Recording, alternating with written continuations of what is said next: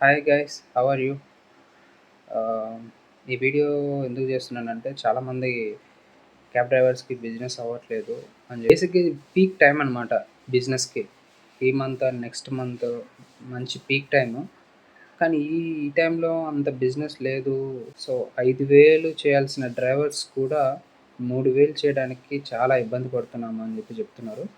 చాలా కారణాలు ఉన్నాయి అవ్వకపోవడానికి.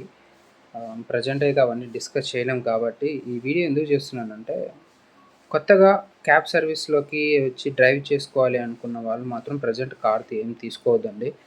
సో, ఓన్లీ దీన్ని బేస్ చేసుకొని మీరు కార్ తీసుకుంటే ఇబ్బంది పడతారు. ఒక పని చేయండి.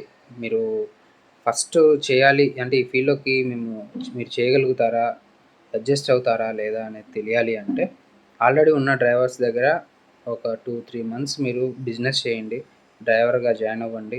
30% కమిషన్ బేస్‌తో మీకు వాళ్ళు పేమెంట్ ఇస్తారు. ఒక 3 మంత్స్, 2 మంత్స్ చూడండి. మీకు ఒక క్లారిటీ వస్తుంది. దాన్ని బేస్ చేసుకొని మీరు అప్పుడు కార్ తీసుకోవాలా? వద్దా? అని ఆలోచించొచ్చు.